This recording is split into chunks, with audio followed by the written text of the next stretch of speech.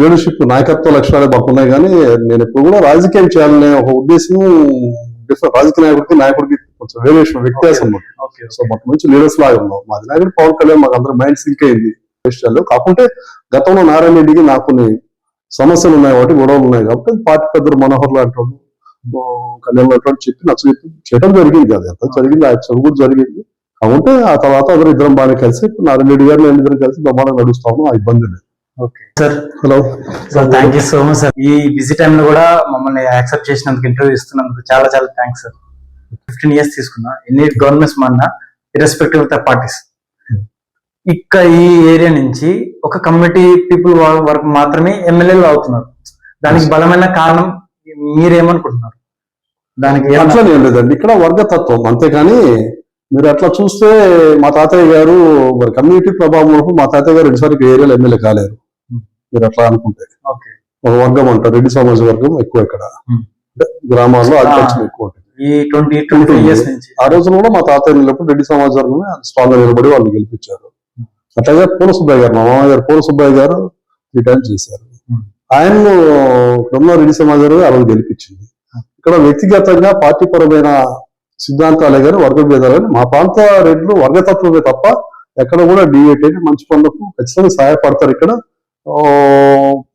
పూర్తిగా చాలా మంచి గ్రామాలు పరిపాలించిన వాళ్ళు ఈ రోజుకి చాలా మంచిగా పరిపాలన చేసే రెడ్లు ఎంతో మంది ఉన్నారు ఇక్కడ. సో ఆ విషయంలో ఇక్కడ మా ప్రాంత రెడ్లు మా దృష్టి ప్రస్తుతం రాగానే మనము ఫస్ట్ పాయింట్ మనకు గుర్తొచ్చేది వెనుకబడిన ప్రాంతం పదం బాగా వాస్తవం కూడా అంతే కదా. దానికల్లా కారణం ఎందుకు? క్యాస్ట్ పాలిటిక్స్ వల్ల అవుతుందా, లేకుంటే భౌగోళిక పరిస్థితులు? పాత రాయలసీమ ప్రాంతానికి సంబంధించిన వ్యవహారం ఇక్కడ. ఇదంతా కూడా మార్కాపురం జిల్లా ఏదైతే ఉందో అదంతా కూడా పాత మేము కర్నూలు నుంచి విడిపడ్డ ప్రాంతం, రెవెన్యూ డివిజన్. పూర్తి స్థాయిలో ఇది రాయలసీమ పాత రోజుల్లో. తర్వాత పశ్చిమ ప్రకాశంగా కలపబడింది ప్రకాశం జిల్లాలో. అప్పుడు అక్కడ ఏదైతే దుర్భిక్షం అక్కడ ఉందో ఇక్కడ ఉంది. తర్వాత వాళ్ళకు శ్రీశైలం నుంచి హైడ్రాగ్లేట్ నుంచి కూడా ఎన్నట్టు పోవటం, వాటర్ అంతా కూడా అట్లా ఇది కావడంతో వాళ్ళు కొంత విసులుబాటు వచ్చి ఆర్థిక ప్రగతి ఉన్నారు. అయినప్పటికీ రాయలసీమలో ఇంకా పూర్తి స్థాయిలో ఆ డెవలప్మెంట్ అనేది ఇంకా రాలి ఇప్పుడిప్పుడే జరుగుతుంది. మాకు ఈ 4 నియోజకవర్గాలకు కూడా ఈ జిల్లా మొత్తానికి కూడా రేపు మాకు వెలువనపేట త్వరలో రాబోతుంది. ఆ సమస్య అనేది ఇక మళ్ళీ ఈ చర్చ వెనుకబడ్డ ప్రాంతమైన చర్చ ముందు రావచ్చు.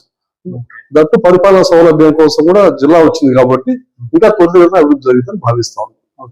ఇంకొకటి సార్, ఇప్పుడు మీరు స్టార్టింగ్ ప్రస్తావన రాగానే పాలిటిక్స్ లో ఫస్ట్ మీరు టీడీపీలో జాయిన్ అయ్యారు, దాని తర్వాత జనసేనకు వచ్చారు, ఇప్పుడు మళ్ళీ టీడీపీతో పొత్తు పెట్టుకున్నారు. అంటే ఈ మధ్యలో మీ మైండ్ సెట్ ఎలా ఉండేదమ్మా? లేదు, మేము చిల్డ్రన్ డేస్ దాదాపు స్టూడెంట్ డేస్ నుంచి పాలిటిక్స్ లోకి వచ్చాను. నేను 23 అయితే పాలిటిక్స్ లోకి వచ్చాను. 24 వస్తే ఫుల్ ఫ్లెడ్జ్డ్ పాలిటిక్స్ లో దిట్టం జరిగింది. పంచి కూడా పోరాట భావము, మాకు ఒక చాలా స్పీడ్ ఉండేవాళ్ళం. అట్లాగే కాలేజ్ స్టడీస్ లో కూడా కాకినాడ నా స్టడీస్ జరిగినాయి. కాలేజ్ స్టడీస్ లో కూడా మేము స్టూడెంట్ యూనియన్స్ దాంట్లో బాగా ఉత్సాహంతో పాల్గొనేవాడిని. ఆ ఇన్స్పిరేషన్ తోటే పాలిటిక్స్ లో కొంత బ్యాక్గ్రౌండ్ తాతయ్యారు వాళ్ళతో ఫాదర్ ఏరియాలో ఒక పెద్దల పాత్ర వహించడం, వీళ్ళంతా కూడా మా ఫ్యామిలీకి ఉన్న బ్యాక్గ్రౌండ్ బట్టి కొంత పాలిటిక్స్ రావడం జరిగింది. ఇంకోటి సార్, ఇప్పుడు 2019 లో మీరు సపరేట్ గా జనసేన తరఫు నుంచి సపరేట్ గా పోటీ చేశారు కదా. సో 2024 వచ్చరికి మన మైండ్ సెట్ లో మనకు రన్ అవుతుంది, మనం పోటీ చేస్తున్నామని. బట్ ఆల్ ఆఫ్ సడన్ కొన్ని పరిస్థితుల వల్ల కూటమి ప్రభుత్వం ఏర్పడింది. బీజేపీ, టీడీపీ, జనసేన కలిపి పై నుంచి మనకి ఆర్డర్స్ వచ్చాయి కదా. అప్పుడు మీ ఫీలింగ్ ఎలా ఉండేది సార్? అట్లనే లేదండి, వచ్చి లీడర్షిప్ నాయకత్వ లక్షణాలు మాకున్నాయి, కానీ నేను ఎప్పుడు కూడా రాజకీయం చేయాలనే ఒక ఉద్దేశం రాజకీయ నాయకుడికి కొంచెం వేరియేషన్ వ్యత్యాసం. సో మాకు మంచి లీడర్స్ లాగా ఉన్నాం. మా అధినాయకుడు పవన్ కళ్యాణ్ మాకు అందరూ మైండ్ సింక్ అయింది. అతను ఒక ఆంధ్రప్రదేశ్ లో అప్పుడున్న పరిస్థితులను బట్టి, అప్పుడున్న వైసీపీ గవర్నమెంట్ అప్పుడున్న పరిస్థితులను బట్టి ఒక అరాచక పాలన జరిగిందని ఒక భావన కలిగింది ప్రజలందరికీ. దాన్ని సంధించుకోవడానికి చంద్రబాబు గారితో కలిసి అందరితో కలిసి ఒక కూటమి ఏర్పరచాలని ఆయన కృషి చేశారు. వాస్తవం బీజేపీని కలిపేది కూడా ఆయనే. మరి వారు ఒక అంత పెద్ద ఒక ఎపిసోడ్ ఎన్నుకొని ఈ రాష్ట్ర భవిష్యత్తు కోసం ఆయన ప్రయాణం చేస్తున్నప్పుడు మనం కూడా వృతాభక్తిగా మనం కూడా ఆయన ఫాలో కావాలి. ఆయన మాటలు లీడర్ మాటలు కలిసి ఆచరణ పెట్టాలి. మా అందరికీ మంచి భవిష్యత్తులో నేను నమ్ముతున్నాను. ఏదైనప్పుడు అధినాయకుడు వాదించినప్పుడు అది కూటమైనా ఇంకోటైనా మనం యాక్సెప్ట్ చేయాల్సిందే. పార్టీ ప్రయోజనాలు ముఖ్యం, ఎందుకంటే ప్రజల ప్రయోజనాలు ముఖ్యం మా నాయకుడికి. దాన్ని చెప్పారు.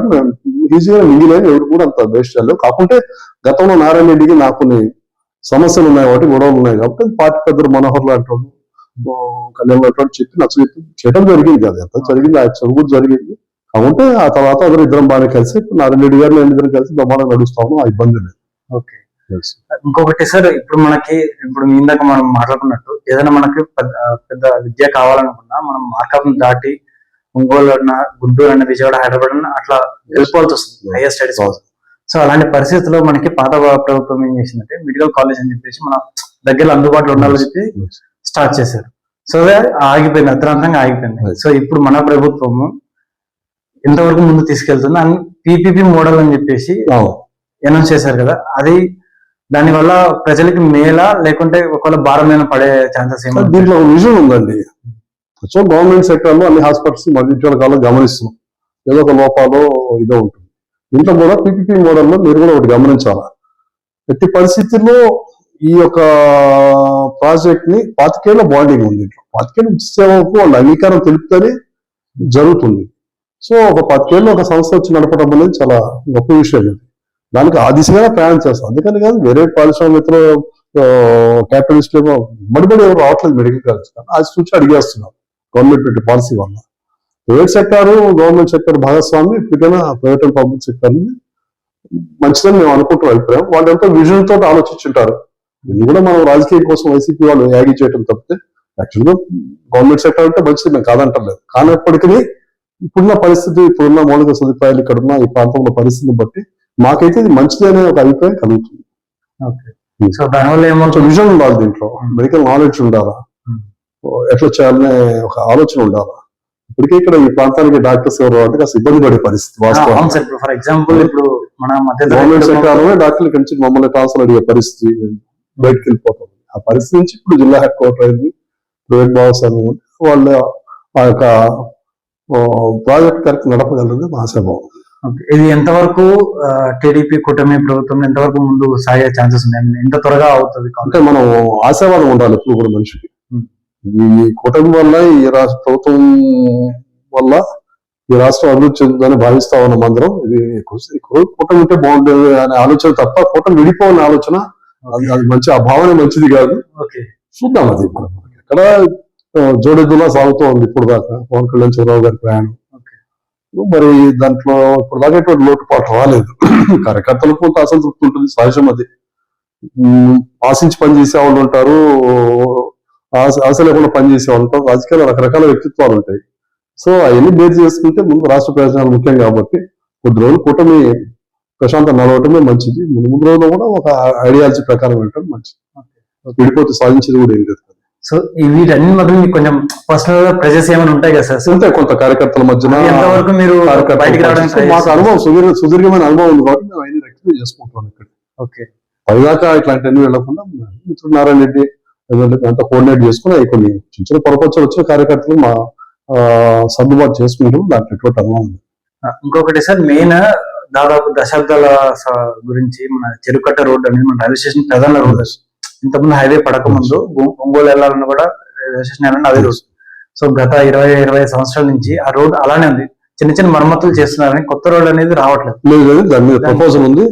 పెద్ద అది ట్యాంక్ బండ్ చేయాలని కళ మా అందరికి. గతంలో నేను నారాయణ రెడ్డి గారు మా ఇద్దరు కాంబినేషన్ లో చెరువులో పూడికి దించడం మేమే చేసాం. అదంతా ఒక చెరువు కట్టలు వైడెన్ చేయడం కూడా మా ఇద్దరు ఆధ్వర్యంలో జరిగింది. ఆ రోజు కూడా నేనే దగ్గర ఉండే ఎన్ని మీరు పూర్వం చూస్తే మీ పాత రోజుల్లో ఒక 17 ఏళ్ల క్రితం చాలా దారుణంగా ఉండేది.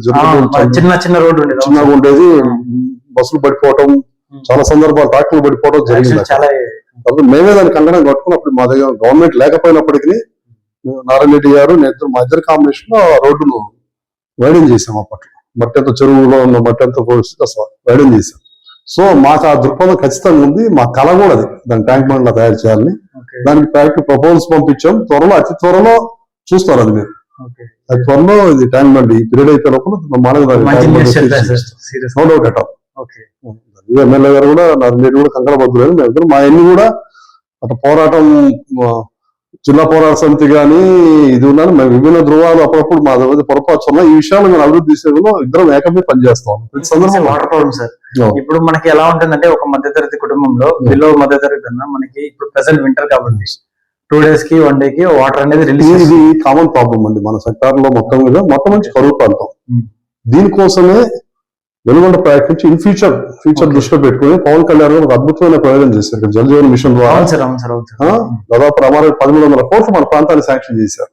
ఈ పల్లె చుట్టుపక్కల పల్లెలు అన్ని కూడా వెలుగొండ నుంచి గ్రావిటీ ద్వారా వాటర్ ఫ్యూచర్ లో బ్రహ్మాండంగా పోయే పరిస్థితి, ప్రతి గ్రామానికి ఇంటింటికి కూడా ఇచ్చే పథకాన్ని ప్రవేశపెట్టారు. వర్క్స్ జరుగుతున్నాయి ఇప్పుడు ఆల్రెడీ. ఓకే నైస్ మరి ఇక్కడ గ్రామంలో ఆయన రావటం, పవన్ కళ్యాణ్ గారు మా నాయకులు రావటం, ఒక సభ పెట్టడం, భారీగా బహిరంగ సభ ఏర్పాటు చేయడం, మేమంతా బ్రహ్మాండంగా ఆ రోజు ఇది చేయటం చాలా పల్లెల్లో అయితే చాలా హర్షాతిరేకం వ్యక్తమవుతా ఉంది ఈ యొక్క ప్రాజెక్ట్ వల్ల. యాజ్ వెల్ యాజ్ ఎందుకంటే వాటర్ కూడా మనం పూర్తి కరువు ప్రాంతం. అవును సార్ అవును లాస్ట్ టైం మనం చూసినప్పుడు లాతూరుకు మనకు పెద్ద డిఫరెన్స్ కట్టలేదు. మనకు అప్పుడు హైయెస్ట్ ఇది నీటి కోసం యుద్ధాలు జరిగినాయి ఇక్కడ. అవును సార్ చాలా ట్యాంకర్లు వస్తే అందులో కూడా ఆ కార్యక్రమాల్లో కూడా మేము ఆ రోజు పాల్గొన్నాం. అప్పుడు కూడా నారాయణ రెడ్డి గారు నేను కాంబినేషన్ లో వారి చాలా వెహికల్స్ పెట్టాము, ట్రాక్టర్లు పెట్టాము, అందరి కాంబినేషన్ లో చాలా ఏళ్ళు నడిపించాం మేము. ఓకే సో సమస్యలు అయితే ఇప్పటి నుంచి ముందున్నాం మేమంతా. ఈ ప్రాంతాన్ని అభివృద్ధి చేయాలని ఒక ఆలోచన దృక్పథం మాకుంది ఇప్పటికీ. ఉండబట్టి యాటిట్యూడ్స్ అని మా యాటిట్యూడ్ మీరు గమనిస్తే అన్ని కూడా ఇదే చేస్తా అంటే మేము ఎక్కడ కూడా తగ్గిపోవాల్సిన చోట అందరూ కలిసే పోతున్నాం. అభివృద్ధి కోసం వచ్చే సమయంలో నివేదాల్లో అందరూ కలిసి వెళ్ళిపోతున్నాం. అందులో ఇంకోటి సార్ ఇప్పుడు మన జిల్లా అయిపోయింది కాబట్టి, సో రేపు 2029 ఎలక్షన్స్ లో మీరు ఎమ్మెల్యేగా పోటీ చేయాలని అట్లా ఏమైనా ఆలోచనలు ఏమైనా ఉన్నాయా? అధిష్టానం ఎట్లా ఆదేశిస్తే అది కుటుంబ ధర్మాన్ని అనుసరించి వాళ్ళు ఏం చెప్తే పెద్దలు ఏం చెప్తే అది. ఇంకోటి పర్సనల్ క్వశ్చన్ సార్, ఇప్పుడు మనము ఒక లాస్ట్ ఒక 15 years తీసుకున్నా, ఎన్ని గవర్నమెంట్స్ మారినా ఇర్రెస్పెక్టివ్ ఆఫ్ ద పార్టీస్, ఇక్కడ ఈ ఏరియా నుంచి ఒక కమ్యూనిటీ పీపుల్ వరకు మాత్రమే ఎమ్మెల్యేలు అవుతున్నారు. దానికి బలమైన కారణం మీరేమనుకుంటున్నారు? దానికి అట్లా ఏం లేదండి, ఇక్కడ వర్గతత్వం అంతేకాని మీరు అట్లా చూస్తే మా తాతయ్య గారు మరి కమ్యూనిటీ ప్రభావం వరకు మా తాతయ్య గారు 2 సార్లు ఏరియాలో ఎమ్మెల్యే కాలేరు. మీరు అట్లా అనుకుంటే ఒక వర్గం అంటారు, రెడ్డి సమాజ వర్గం ఎక్కువ ఇక్కడ గ్రామాల్లో ఆధిపత్యం ఎక్కువ ఉంటుంది. ఈ 20-25 years నుంచి ఆ రోజున కూడా మా తాతయ్య వెళ్ళినప్పుడు రెడ్డి సమాజ వర్గమే స్ట్రాంగ్ గా నిలబడి వాళ్ళు గెలిపించారు. అట్లాగే పూల సుబ్బయ్య గారు, మా మామయ్య గారు పూల సుబ్బయ్య గారు 3 times చేశారు. ఆయన్ను ఇక్కడున్న రెడ్డి సమాజ వర్గం ఆ రోజు గెలిపించింది. ఇక్కడ వ్యక్తిగతంగా పార్టీ పరమైన సిద్ధాంతాలే కానీ వర్గ భేదాలు కానీ మా ప్రాంత రెడ్లు వర్గతత్వమే తప్ప ఎక్కడ కూడా డివేట్ అయితే మంచి పనులకు ఖచ్చితంగా సహాయపడతారు. ఇక్కడ పూర్తిగా చాలా మంచి గ్రామాలు పరిపాలించిన వాళ్ళు ఈ రోజుకి చాలా మంచిగా పరిపాలన చేసే రెడ్లు ఎంతో మంది ఉన్నారు ఇక్కడ. సో ఆ విషయంలో ఇక్కడ మా ప్రాంత రెడ్లు మా దృష్టిలో చాలా మంచి వ్యక్తులు ఇక్కడ. ఇంకోసారి ఇంకొకటి, ఇప్పుడు ఎందుకంటే చాలా మంది నాయకులు ఉన్నారు ఇప్పటికీ సిద్ధుడు ఇప్పుడు కూడా రాజకీయం చేస్తా ఉన్నారు. గ్రామ స్థాయిలో వాళ్ళు చాలా డెడికేటివ్ చేస్తారు, పబ్లిక్ ని అట్లా చూసుకుంటారు. కాబట్టి ఇక్కడ వేరియేషన్స్ ఉంటాయి. కొంతమంది అట్లా ఎట్లా వ్యాపార ధోరణితో ఎవరైనా చేసేవాళ్ళు ఉండొచ్చు, కానీ యాక్చువల్గా ఇప్పటికీ సాంప్రదాయమైన రెడ్లు చాలా మంది ఉన్నారు ఇక్కడ. వాళ్ళు బ్రహ్మాండంగా ఇప్పటికీ రాజకీయాన్ని జనాలు పట్టుకొస్తా ఉన్నారు. సో ఇక్కడ మాకు రాయలసీమ తత్వం మాది వర్గతత్వమే తప్ప క్యాస్ట్ వేరియేషన్స్ అట్లా క్యాస్ట్ వేరియేషన్ వస్తే 5 ఏళ్ళు 25 ఏళ్ళు మా కుటుంబం ఇక్కడ చేసేవాళ్ళు కాదు. రాజకీయం జరిగేది కాదు కదా. పాత రోజుల్లోనే చేశారు. ఇప్పుడు చెప్తున్నారు మీరు పాత రోజుల్లోనే వర్గతత్వాలు లేవు. అదే సార్ మీరు అన్నట్టు పాత రోజులు ఓకే సార్, కానీ ఇప్పుడు 20-20 సంవత్సరాలు చూసుకుంటే ఖచ్చితంగా మంచి లీడర్ వస్తే మాత్రం ఆదరిస్తుంది. మంచి లీడరు వ్యక్తిత్వం అన్ని చూస్తే ఖచ్చితంగా ఆదరిస్తారు అక్కడ. వేరే వాళ్ళు అనుకోవచ్చు, ఎక్కడ కూడా కాస్త క్యాస్ట్ వేరియేషన్ ఎంత కొంత పర్సెంటేజ్ ఉండొచ్చు. ఇప్పుడున్న ఆ సమాధానం అయితే మార్కాపూర్ నియోజకవర్గంలో మేము నమ్మం దాన్ని, ఎందుకంటే మా కుటుంబమే రూల్ చేసింది కాబట్టి మేము నమ్మడానికి అవకాశం లేదు. ఆ మాట అంటాం కూడా పొరపాటే. అట్లాంటిది లేదు ఇక్కడ. ఇక్కడ కేవలం ఒక పార్టీ టికెట్, ఒక పార్టీ బేస్ మీద ఆధారపడే వాళ్ళే రెడ్డి సమాజ వర్గంలో అత్యున్నతమైన ఇది ఉంది. వాళ్ళు ఎన్నున్నా టీడీపీ చలమేయడం చూస్తుంటారు. రెడ్డి పరిశ్రమ మారదు. మారేవాళ్ళంటే ప్రపంచం అంతా రకరకాల వ్యక్తులు ఉన్నారు. ఎమ్మెల్యేలే మినిస్టర్లు పార్టీ మన మార్కెట్ ఏమవుతుందంటే అది కొంచెం ఇప్పుడు లేదంటే అపోహ అంతే, అంత అపోహ. ఒక మంచి లీడర్ని ఆదరించేది మా మార్కప్. అట్లయితే మేమంతా అసలు రాజకీయం చేయలేము ఇక్కడ. ఆ రకంగా అయితే రాజకీయం చేయలేము. మంచిని ప్రోత్సహిస్తారు, వ్యక్తిత్వాన్ని ఏదంటే మొక్కసూటిగా మాట్లాడే తత్వమే తప్ప ఇక్కడ రెడ్డి సమాజ వర్గంలో అత్యుత్తమైన వ్యక్తులు ఉన్నారు కాన్స్టిట్యూన్సీ. ఒకవేళ యూత్ రావాలనుకుంటే పాలిటిక్స్ లో మీరేమైనా సలహా ఇస్తారా? ఇప్పుడు యూత్ కి ఓపిక తక్కువైపోయిందండి. రాగానే 1-2 సంవత్సరాలు రాజకీయం మేము అనుభవిస్తాం, మేము చూస్తాం. మేము 33 పాలిటిక్స్ లోకి వచ్చినా కూడా ఇప్పుడు కూడా మేము దాని గురించి పెద్దగా నాయకత్వం చూసుకుంటే తప్ప పెద్దగా ఫలితం గురించి ఆలోచించాం. కానీ ఇప్పుడు జనరేషన్ కొంచెం మారాలి, ఎందుకంటే వాళ్ళు ఓపిక తక్కువైపోయింది. ఇప్పుడు యూత్ స్పిరిట్ అంతా బాగానే ఉంది, కానీ వాళ్ళకి ఆ సహనం అనేది చాలా తక్కువ ఉంది. పేషెన్స్ ఉండాలా, అంతేగాని 2-3 ఏళ్ళు కష్టపడగానే మాకేదో ఒకటి రావాలని కోరుకోవడం కూడా కరెక్ట్ కాదు. మంచి అవకాశాలు, మంచి నాయకత్వ పట్టిన ఉంటే ఖచ్చితంగా అవకాశాలు ఎత్తుకుంటే అవే వస్తాయి. అంతేగాని అవకాశం కోసమే రాజకీయం చేయడం అనేది భావ్యం కాదు. ఓకే. ఇంకోటి సార్, ఇప్పుడు మన కమింగ్ ఎలక్షన్స్ లో తెలంగాణలో మనం చూస్తున్నాం కదా, జనసేన పార్టీ అనేది కమింగ్ మున్సిపల్ ఎలక్షన్స్ లో, గ్రామ పంచాయతీ ఎలక్షన్స్ లో పోటీ చేయాలని ఆలోచన ఉన్నారు కదా, దాని గురించి మీ అభిప్రాయం ఏంటి సార్? చేయాలండి, తప్పేముంది దాంట్లో. ఇప్పుడు పార్టీని విస్తరించుకోవాలా, మంచి వాళ్ళ సిద్ధాంతాలు ప్రజల్లో తీసుకుపోవాలా, అది నెమ్మదిగా స్టెప్ బై స్టెప్ మనం చేసుకుంటూ వెళ్ళిపోవాలి. కానీ మనకేం లేదనే చోట అనుకుంటే త్రూఅవుట్ ఇండియాలో బీజేపీ లేదు ఒకప్పుడు. ఈరోజు బీజేపీ అధికార పార్టీలో ఉంది, సెంట్రల్ అధికారంలో ఉంది. మరి ఎట్లా భావిస్తాం దాన్ని మనం? ఒకప్పుడు ఏతాలు చేసాం బీజేపీ అంటే ఏముందో వీళ్ళకి. పోరాట పట్టుకు ఉండాలా, ఆ సిద్ధాంతాన్ని ప్రభావం తీసుకుని ప్రజలకు పోవాలి, కష్టపడాలి. ఖచ్చితంగా ఫలితం ఉంటుంది, కష్టపడితే ఎక్కడ కూడా ఫలితం ఉంటుంది. నేను 2019 ఎలక్షన్స్ నేను నిలబడ్డప్పుడు 6,000 రామారావు జనసేనకు ఓటింగ్, అప్పుడు పిఆర్పీ ప్రభావం, ఇంకోటి ఓట్ బ్యాంక్ తగ్గింది. ఇప్పుడు కొత్తగా పవన్ కళ్యాణ్ వచ్చారు, వాళ్ళ బ్రదర్ చేశారు, ఏమన్నా వేరియేషన్ ఉంటుంది. ఈ రోజు నమ్ముతున్నారు. ఈ రోజు దాదాపు గణనీయంగా పెరిగింది ఓటింగ్ శాతం. ఆ ప్రభావం నిన్న నారాయణ రెడ్డి కూడా మంచి మెజార్టీ అవడానికి అవకాశం ఏర్పడింది కూటమిలో.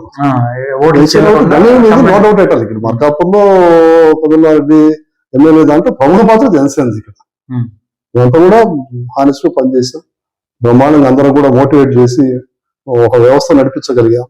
సో డౌటే లేదు దాంట్లో. ఈరోజు గణనీయంగా ఓట్ బ్యాంక్ పెరిగింది, ఇక్కడ దానికంటే 10 రెట్లు పెరిగింది. ఫ్యూచర్ ఎలా ఉండబోతుంది సార్ 2029 వచ్చేసరికి? ఫ్యూచర్ ఎలా ఉంటుందని కాదు, కూటమి ధర్మం ప్రకారం కలిసే పని చేస్తాం. పార్టీ ఆలోచిస్తే పోటీ చేయడానికి కూడా సిద్ధం. డౌట్ అండి. సో ఓకే సార్, మీరు ఏమైనా మా ఛానల్ గురించి ఏమైనా చెప్పాలనుకుంటే తప్పకుండా.